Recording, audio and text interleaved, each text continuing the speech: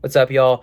This will be the first kind of installment in a long series of player analysis, is just breaking down different players at both the major and minor league level and just allowing the data and the numbers to really tell a story, and then using video and the data visualizations to allow that story to come to life and really be able to learn and glean from what the data tells us. And so the first player that we'll be breaking down is a young man in the Baltimore Orioles organization by the name of Chayce McDermott.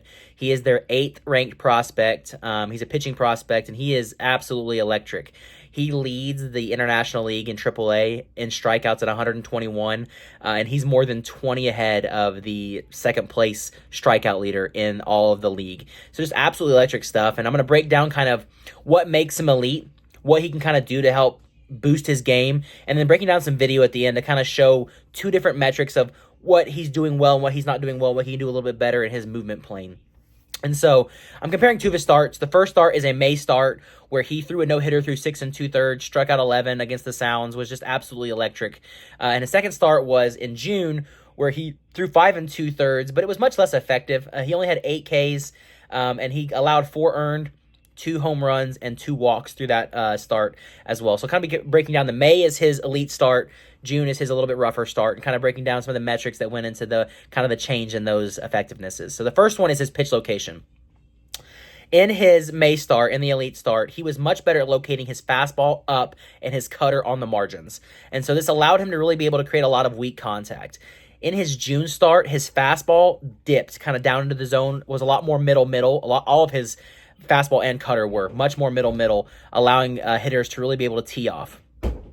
And kind of breaking down some of the metrics of that, his four-seamer in his May start had a 31 average launch angle against and a 74 average exit velo against.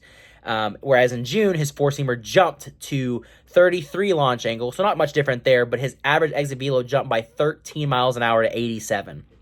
And his cutter, kind of the same story. In the May start, the elite start, 38 average launch angle against with a 71 velo against. His cutter jumped to a 15, which brought from a fly ball down to a line drive, and it was the launch angle against, and his average exit velo against was 91 miles an hour. So it jumped astronomically, 20 miles an hour off his cutter. And this just allowed for hitters to really be able to do damage against him. The second thing was his pitch selection.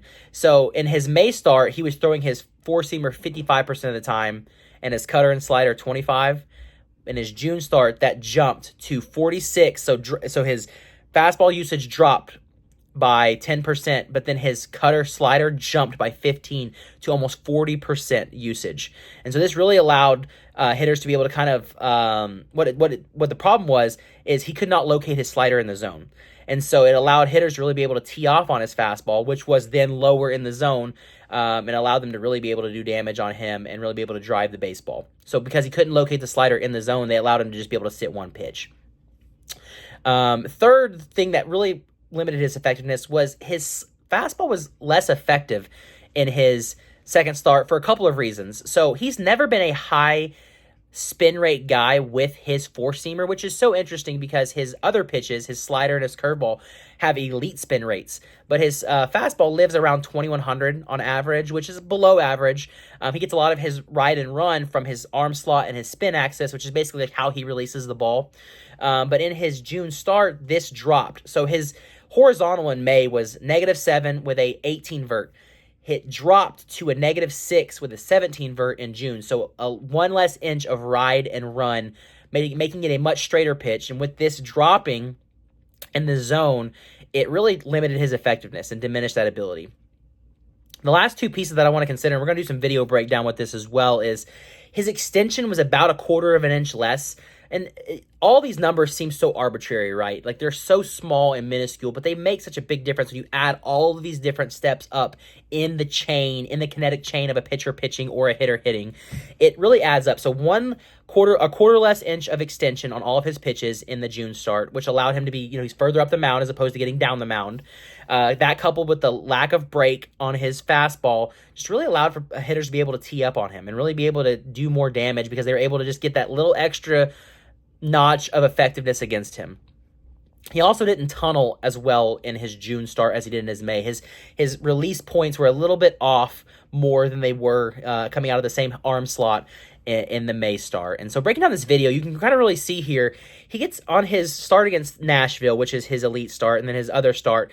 You can see in his Nashville start, you can definitely kind of tell the extension. He gets a little bit more of that lead leg block, kind of finishes a little bit stronger and more flourishing in that moment and in that zone. So you're really able to kind of see him power through that in his May start. And it almost looked like I don't know if he was tired or a little bit off, but his mechanics were just a little bit diminished in that second start in June. And so really being able to break this video down and kind of see what the numbers are telling us and kind of see, okay, this is what's happening in the numbers. Does what's happening on the field bear that out? And you kind of see here it does. Chayce is just a little bit less effective in that June start. And so this is really just kind of showing what the numbers, the data, the visualizations, and then the video can then tell us to be able to, one, help players grow and move past that. You know, his fastball is a low spin rate fastball, but maybe with a little bit different of a hand slot or moving his fingers closer together behind it to kind of mimic that tighter focus point on his pitches, it would really allow him to be able to maybe get higher spin rates on that fastball, because obviously he is able to get high spin rates because his breaking pitches do produce that. And so being able to just find different ways to kind of grow that development and be able to really help a player move on to the next station and the next level would really is what these kind of analyses are all about, and really being able to understand what the numbers say. And so again, stay tuned for more player analysis. This is the first in a long series. Tune into Athlete Lab or my personal channel for anything that you have, and please reach out with any questions or any clarification that is needed. And as always,